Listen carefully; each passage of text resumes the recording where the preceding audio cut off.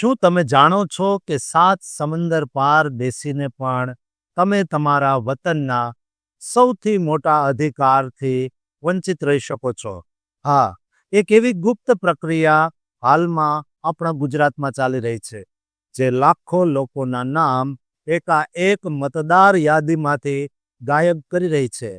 આ કોઈ સામાન્ય ટેકનિકલ ભૂલ નથી, પણ એક એવું અભિયાન છે જેણે વિદેશમાં વસતા ગુજરાતીઓની ઊંઘ હરામ કરી દીધી છે. શું તમારું નામ હજી પણ યાદીમાં સુરક્ષિત છે, કે પછી તમે અજાણતા જ લોકશાહીના આ લિસ્ટમાંથી બહાર થઈ ગયા છો? આ મોટા વિવાદ પાછળનું અસલી સત્ય શું છે, અને કેવી રીતે તમારું એક નાનું એવું પગલું તમને આ મોટા જોખમથી બચાવી શકે છે, તે જાણવા માટે આ વિગતવાર અહેવાલ અંત સુધી જુઓ, કારણ કે આ લડાઈ તમારા અસ્તિત્વ અને તમારા મતાધિકારની છે. ગુજરાતમાં અત્યારે એક બહુ મોટો વિવાદ છેડાયો છે, જેનું મુખ્ય કારણ ચૂંટણી આયોગ દ્વારા હાથ ધરવામાં આવેલી SIR એટલે કે સ્પેશિયલ ઇન્ટેન્સિવ રિવિઝનની કામગીરી છે.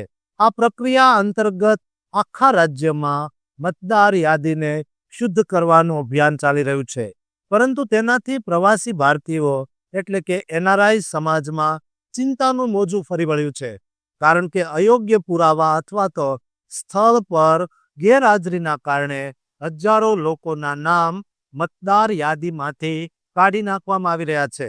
સરકાર અને ચૂંટણી આયોગના સંશોધન મુજબ આ કામગીરીનો હેતુ માત્ર એક સ્વચ્છ અને સચોટ મતદાર યાદી તૈયાર કરવાનો છે, પરંતુ બીજી તરફ વિરોધી પાર્ટીઓ અને વિવિધ સામાજિક સંગઠનો આ પ્રક્રિયાને શંકાની નજરે જોઈ રહ્યા છે અને આક્ષેપ કરી રહ્યા છે કે આના દ્વારા અમુક ચોક્કસ વર્ગો અને પ્રવાસીઓને લક્ષ્ય બનાવવામાં આવી રહ્યા છે.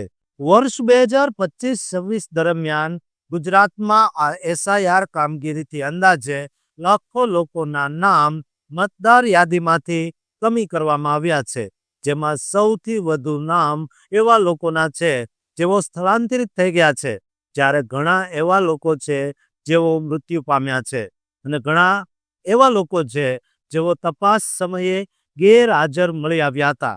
ખાસ કરીને વિદેશમાં રહેતા ગુજરાતીઓ માટે આ ચિંતાનો વિષય છે, કારણ કે અત્યારે BLO એટલે કે બૂથ લેવલ ઓફિસર ઘરે તપાસ માટે જાય છે, ત્યારે વિદેશમાં હોવાના કારણે તેઓ સ્થળ પર મળી શકતા નથી, અને પરિણામે તેમનું નામ કમી થવાનું જોખમ વધી જાય છે.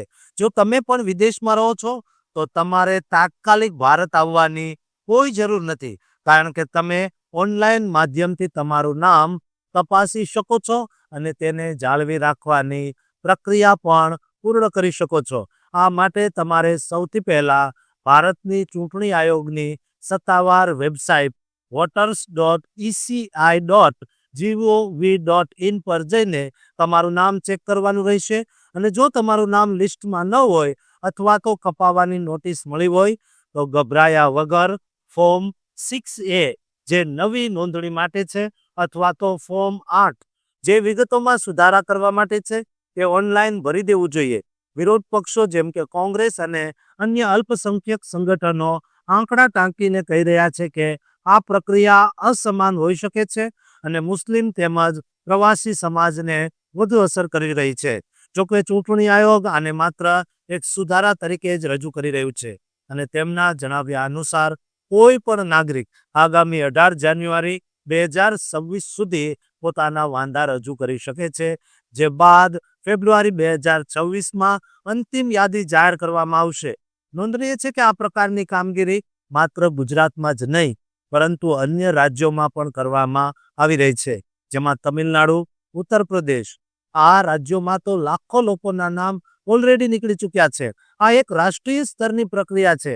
NRI મિત્રોએ ખાસ ધ્યાન રાખવું કે જો તમને કોઈ નોટિસ મળી હોય તો તમારા પાસપોર્ટ અને વિઝા જેવા દસ્તાવેજો અપલોડ કરી તમે તમારી નાગરિકતા અને મતાધિકાર સાબિત કરી શકો છો.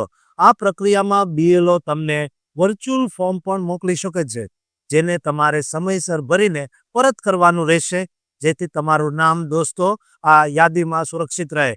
યાદ રાખો, કે ફોર્મ 7નો ઉપયોગ તમે તમારા નામ વિરુદ્ધ થયેલા કોઈ વાંધાના વિરોધમાં કરી શકો છો અને આ તમામ સુવિધાઓ વિદેશથી પણ ઉપલબ્ધ છે. જોકે મતદાન કરવા માટે તમારે વ્યક્તિગત રીતે ભારત આવવું પડશે, પરંતુ નામ જાળવી રાખવા માટે તમે ટેકનોલોજીનો ઉપયોગ કરી શકો છો અને જરૂર જણાય તો સ્થાનિક પ્રતિનિધિ અથવા ભારતીય દૂતાવાસની મદદ પણ લઈ શકો છો. જેથી વિદેશમાં વસતા તમામ ગુજરાતીઓને નમ્ર વિનંતી છે કે પોતાના લોકશાહી અધિકારને જાળવી રાખવા માટે આજે જ આ પ્રક્રિયા પૂર્ણ કરે. દોસ્તો, તમે ક્યાંય અટવાતા હો અથવા તમને કોઈ સૂચન લાગતું હોય તો કોમેન્ટ બોક્સમાં જરૂર કરજો અને આ ચેનલને સબસ્ક્રાઇબ અત્યારે જ કરી લેજો.